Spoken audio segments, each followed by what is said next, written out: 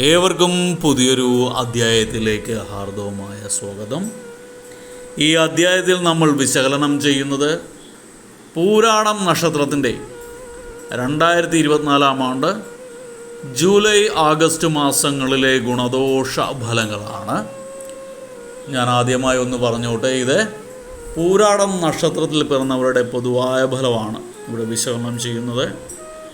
നിങ്ങൾക്ക് ഓരോരുത്തർക്കും വ്യക്തിഗത ഫലം ലഭിക്കുന്നതിനായിട്ട് നിങ്ങളുടെ ജാതകം ഒരു ഉത്തമനായ ജ്യോതിഷിയെ കാണിച്ച് രാശി ചിന്തനം നടത്തി മുന്നോട്ട് പോകുന്നതാണ് എന്തുകൊണ്ടും നല്ലത്. ഇനി പൊതുവായ ഫലത്തിലേക്ക് വരാം. പൂരാടം നക്ഷത്രത്തിൽ പിറന്നവർക്ക് 2024 ആണ്ട് ജൂലൈ ആഗസ്റ്റ് മാസങ്ങളിലൊക്കെ ഔദ്യോഗിക രംഗത്തുള്ള തടസ്സങ്ങളൊക്കെ മാറിക്കിട്ടാനുള്ള ഒരു സാധ്യത ഉണ്ട്. നിങ്ങൾക്ക് ധനപരമായിട്ട് ഇതുവരെ ഉണ്ടായിരുന്ന ബുദ്ധിമുട്ടുകളൊക്കെ ഒരുവിധം മാറിക്കിട്ടുന്ന സമയമാണ് ജൂലൈ ആഗസ്റ്റ് മാസം. നിങ്ങൾക്ക് സന്താനങ്ങൾ മുഖാന്തരം ഉണ്ടായിരുന്ന ദുരിതം കുറയുന്നൊരവസ്ഥ ഉണ്ടാകുന്നതാണ്, അങ്ങനെ ഒരു ഭാവം ഉണ്ടാകുന്നതാണ് ജൂലൈ ആഗസ്റ്റ് മാസത്തിൽ. നാളിതുവരെ സന്താനങ്ങൾ മുഖാന്തരം ദുരിതം അനുഭവിച്ചുകൊണ്ടിരുന്നവരൊക്കെ അതൊക്കെ മാറി സന്താനങ്ങളൊക്കെ ഗുണഭാവത്തേക്ക് മാറുന്ന, അല്ലെങ്കിൽ സന്താനങ്ങൾ മുഖാന്തരം ഉണ്ടായിരുന്ന സങ്കടങ്ങളൊക്കെ മാറുന്നൊരവസ്ഥ ഉണ്ടാകുന്ന സമയമാണ്. ദമ്പതിമാരുടെ കാര്യത്തിൽ എടുക്കുകയാണെങ്കിൽ കുറച്ച് നാളുകളായിട്ട് അകന്നു കഴിഞ്ഞ ദമ്പതിമാർ, അല്ലെങ്കിൽ കലഹം മുഖാന്തരം അല്ലെങ്കിൽ കലഹ സ്വഭാവത്തിൽ ഇരുന്ന ദമ്പതിമാരൊക്കെ ദാമ്പത്യ കലഹമൊക്കെ മാറി അവരെ സ്വൈര ജീവിതത്തിലേക്കൊക്കെ വരുന്ന ഒരു സാഹചര്യമുള്ള സമയമാണ്. കലാരംഗത്ത് കലാകാരന്മാരുടെ കാര്യത്തിലേക്കൊക്കെ പോവുകയാണെങ്കിൽ, കലാകാരുടെ കാര്യത്തിലേക്കും പോവുകയാണെങ്കിൽ കലാരംഗത്ത് ഒരു തിരിച്ചു വരവ് നടത്തുന്ന ഒരു സമയമാണ്. നാളിതുവരെ ഒരു അറിയപ്പെടാത്ത വ്യക്തിയായി നല്ലൊരു കഥാപാത്രമൊക്കെ ചെയ്യാൻ അവസരം കിട്ടാതെ നല്ലൊരു അവസരത്തിന് വേണ്ടി ഓടി നടന്നവർക്കൊക്കെ മികച്ചൊരു അവസരം കിട്ടുകയും നിങ്ങൾക്ക് നിങ്ങളുടെ വ്യക്തിമുദ്ര പതിപ്പിക്കാനും സാധിക്കുന്ന സമയമാണ് ഈ ജൂലൈ ആഗസ്റ്റ് മാസം. വിദ്യാഭ്യാസ മേഖലയിലും ഔചിത്യമായിട്ടൊക്കെ നിങ്ങൾക്ക് പെരുമാറാൻ സാധിക്കുന്ന ഒരു സമയമാണ്, ഔചിത്യം കാട്ടുന്ന ഒരു സമയമാണ്. ഈ വിവാഹ ചിന്തനമൊക്കെ എടുക്കുകയാണെങ്കിൽ നിങ്ങൾക്ക് ഇതുവരെ ഉള്ളതൊക്കെ മാറിയിട്ട്, തടസ്സങ്ങളൊക്കെ മാറിയിട്ട് മേന്മയുള്ള വിവാഹയോഗവും കാണുന്ന ഒരു അവസ്ഥയുണ്ട്. നല്ല ഇതുവരെ ഉണ്ടായിരുന്ന പോരായ്മകളൊക്കെ പരിഹരിച്ച് നിങ്ങൾക്ക് കുറേ ഗുണഭാവത്തിലേക്ക് മാറി മെച്ചപ്പെട്ട ഒരു പങ്കാളിയെ ലഭിക്കാനുള്ള സാധ്യതയും കാണുന്നു. അതൊരു വിവാഹ ചിന്തനം നടത്തുന്നവർക്കൊക്കെ ഗുണകരമായ സമയമാണ്. കുടുംബത്തിൻ്റെ പേരിൽ എന്നാൽ അഭിപ്രായ വ്യത്യാസമൊക്കെ ഉണ്ടാകുള്ള സാധ്യതയുണ്ട്. കുടുംബ സ്വത്തിനെ ചൊല്ലിയൊക്കെ തർക്കങ്ങളൊക്കെ ഉണ്ടാകാനുള്ള സാധ്യത കാണുന്നുണ്ട്. മേലുദ്യോഗസ്ഥരുടെയൊക്കെ പ്രീതി സമ്പാദിക്കുന്ന ഒരു സമയമാണ് ജൂലൈ ആഗസ്റ്റ് മാസം.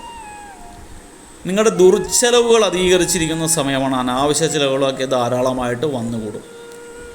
ചില അപകടങ്ങളിൽ നിന്നൊക്കെ അത്ഭുതകരമായിട്ട് രക്ഷപ്പെടാൻ സാധിക്കുന്നൊരു സമയമാണ്. തലനാരിഴയ്ക്ക് അപകടങ്ങളിലൊക്കെ നിങ്ങൾ രക്ഷപ്പെടും.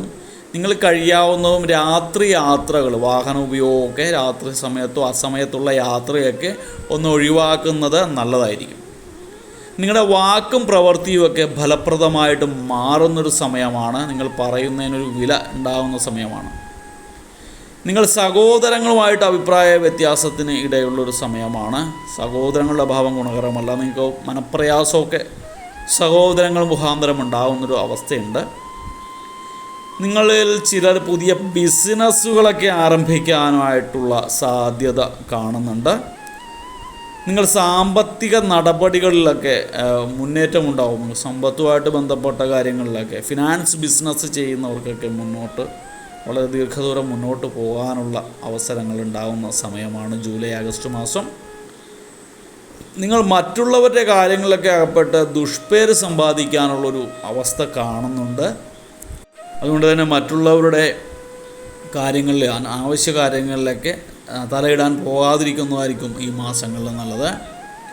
നിങ്ങൾ കുറേയൊക്കെ ദൈവഹിതമായിട്ട് പ്രവർത്തിക്കുന്നതാണ്. അശരണർക്കൊക്കെ സഹായം ചെയ്യാനുള്ളൊരു സന്മനസ് നിങ്ങൾക്ക് ഈ ജൂലൈ ആഗസ്റ്റ് മാസങ്ങളിൽ വളർന്നു വരുന്നതാണ്. നിങ്ങൾക്ക് മാതൃബന്ധുക്കളുടെയൊക്കെ സഹായം കൂടുതലായിട്ട് ലഭിക്കുന്നതാണ്. നിങ്ങളുടെ അച്ഛനും അമ്മമാരുമായിട്ടുള്ള ആ റിലേഷനിൽ വന്നിട്ടുള്ള റിലേറ്റീവ്സിൻ്റെ ബന്ധുക്കളുടെയൊക്കെ സഹായങ്ങളൊക്കെ പണമായിട്ടാണെങ്കിലും ആൾക്കാരുടെ പ്രവൃത്തി മൂലമുള്ളതായിട്ടാണെങ്കിലും നിങ്ങൾക്ക് സഹായം ലഭിക്കുന്നതാണ്, കിട്ടുന്നതാണ്. എന്നാൽ എടുത്തു പറയേണ്ടത് ജീവിതത്തിലെ നഷ്ടങ്ങൾ, നിങ്ങൾക്കിതുവരെ നിങ്ങൾ ഉണ്ടാക്കിയിട്ടുള്ള നഷ്ടങ്ങൾ നിങ്ങളുടെ സാധാ മനസ്സിനെ നിങ്ങളുടെ അലട്ടിക്കൊണ്ടിരിക്കും. അതായത് നഷ്ടബോധം എപ്പോഴും മനസ്സിനെ പിടികൂടും. മാനസികമായിട്ടുള്ള ബുദ്ധിമുട്ടുകളൊക്കെ ഈ ആഗസ്റ്റ് മാസം ആരംഭത്തോടുകൂടി കൂടുന്നതാണ്. നിങ്ങൾക്ക് ധാരാളം എതിർപ്പുകളൊക്കെ ഉണ്ടാകുന്നൊരു സമയമാണ് ജൂലൈ ആഗസ്റ്റ് മാസം. എങ്കിലും അതിനെയെല്ലാം നിങ്ങൾക്ക് അതിജീവിക്കാനുള്ളൊരു ആത്മബലം ദൈവകാരുണ്യത്താൽ ലഭിക്കുന്നതാണ്. ചിലർക്കൊക്കെ ഭൂമി വാങ്ങാനുള്ള യോഗം കാണുന്നുണ്ട് ജൂലൈ ആഗസ്റ്റ് മാസങ്ങളിൽ. നിങ്ങളുടെ ഭാഗ്യാധിപനായിട്ട് സൂര്യനാണ് കർമ്മരംഗത്ത് വന്ന് നിൽക്കുന്നത്. അതുകൊണ്ട് തന്നെ ധനയോഗവും ഐശ്വര്യവും നന്നായിട്ടുള്ളൊരു സമയമാണ്. സൂര്യഭഗവാനെ സദാ സ്മരിക്കേണ്ട സമയമാണ്. ഭാഗ്യാധിപനായിട്ട് തൊഴിൽ സ്ഥാനത്ത് നിൽക്കുന്നത് സൂര്യനാണ്. അതുമാത്രമല്ല, നിങ്ങളുടെ തൊഴിൽ സ്ഥാനത്ത് ഏത് ഗ്രഹമാണോ ജാതകത്തിൽ നിൽക്കുന്നത് അതിനോടൊപ്പമാണ് സൂര്യൻ വന്ന് നിൽക്കുന്നത്. അപ്പോൾ ആ ജാതകമൊക്കെ ഒന്ന് പരിശോധിപ്പിച്ചിട്ട് അതിനു വേണ്ട ക്രിയകളൊക്കെ ചെയ്തു കഴിഞ്ഞാൽ നിങ്ങളുടെ ഗുണഭാവം നിങ്ങൾക്ക് മാറ്റിയെടുക്കാൻ പറ്റുന്നതാണ്. വളരെ ഗുണഫലമായിട്ട് മാറുന്നതാണ്. അതിനുള്ള കാര്യങ്ങളൊക്കെ ഒരു ജ്യോതിഷൻ്റെ അടുത്ത് മുന്നിൽ പോയി ചെയ്യുന്നതായിരിക്കും നല്ലത്. അതോടൊപ്പം തന്നെ നിങ്ങൾ ഈ വർഷം മുഴുവൻ കഴിയാവുന്ന ഈ മാസം 2 മാസവും വർഷം മുഴുവനും സുബ്രഹ്മണ്യ പ്രീതി നേടേണ്ടത് അത്യാവശ്യമാണ്. ചൊവ്വാഴ്ച ദിവസങ്ങളിൽ സുബ്രഹ്മണ്യ ക്ഷേത്രത്തിൽ പോയിട്ട് ഭഗവാനെ പറ്റിയാൽ ഒരു പ്രാവശ്യമെങ്കിലും രാവിലെ നിർമാല്യത്തിന് പാലഭിഷേകിക്കാനുള്ള പാല് നൽകുക. പാലഭിഷേകം സ്വന്തം പേരിൽ നടത്തുക. അഭിഷേകം നേരിൽ പോയി കണ്ട് ഭഗവാനെ തൊഴുത് സാഷ്ടാംഗം വീണ് അഭയം പ്രാപിക്കുന്നതൊക്കെ ദോഷഫലങ്ങളിൽ നിന്നും മാനസിക പിരിമുറുക്കങ്ങളിൽ നിന്നുമൊക്കെ രക്ഷപ്പെടാൻ ഒരുവിധം ഉപകരിക്കും. അതോടൊപ്പം തന്നെ ചുവന്ന പവിഴമുത്ത് കൊണ്ടുള്ള മോതിരമോ പവിഴമുത്ത് ധരിക്കുകയൊക്കെ ചെയ്യുന്നത് നിങ്ങളുടെ ഇപ്പോഴുള്ള മാനസിക ബുദ്ധിമുട്ട് മാറാനും കടബാധ്യതയിൽ നിന്നൊക്കെ രക്ഷപ്പെടാനും ഒരുവിധം സഹായിക്കുന്നതാണ്. അതോടൊപ്പം തന്നെ കർമ്മരംഗത്ത് സൂര്യഭഗവാന്റെ കാരുണ്യമുള്ളതുകൊണ്ട് ഞായറാഴ്ചകളിൽ സൂര്യഭജന നടത്തുക, അല്ലെങ്കിൽ സൂര്യ നമസ്കാരം. ഭഗവാനെ രാവിലെ എഴുന്നേറ്റ് സൂര്യ നമസ്കാരം, യോഗയിലെ സൂര്യ നമസ്കാരമല്ല ഞാൻ പറയുന്നത്, സൂര്യ കീർത്തനം ചൊല്ലിയുള്ള സൂര്യഭഗവാന്റെ നാമങ്ങൾ ചൊല്ലിയുള്ള സൂര്യ നമസ്കാരം ചെയ്യുന്നത് ഉത്തമമായിരിക്കും. അത് കഴിയാത്തവരാണെങ്കിൽ ഞായറാഴ്ചകളിൽ ശിവക്ഷേത്ര ദർശനം നടത്തുന്നതും ഗുണഫലം ഏറ്റുന്നതാണ്.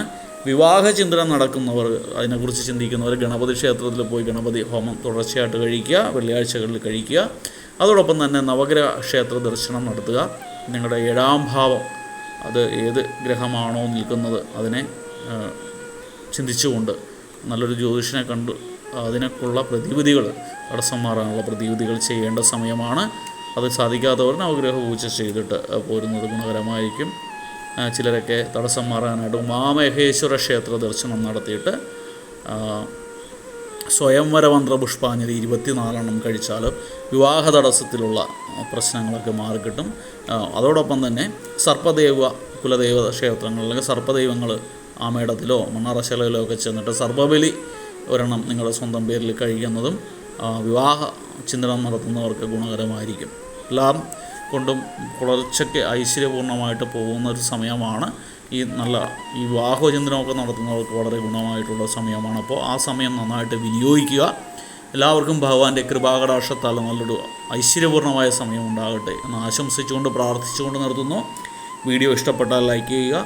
തുടർന്നുള്ള മാസങ്ങളിലെ വീഡിയോ കൃത്യമായി ലഭിക്കുന്നതിനായിട്ട് ചാനൽ സബ്സ്ക്രൈബ് ചെയ്തിട്ടില്ല എങ്കിൽ സബ്സ്ക്രൈബ് ചെയ്യുക. ഒരിക്കൽ കൂടി നന്ദി പറഞ്ഞുകൊണ്ട് നിർത്തുന്നു. നന്ദി, നമസ്കാരം.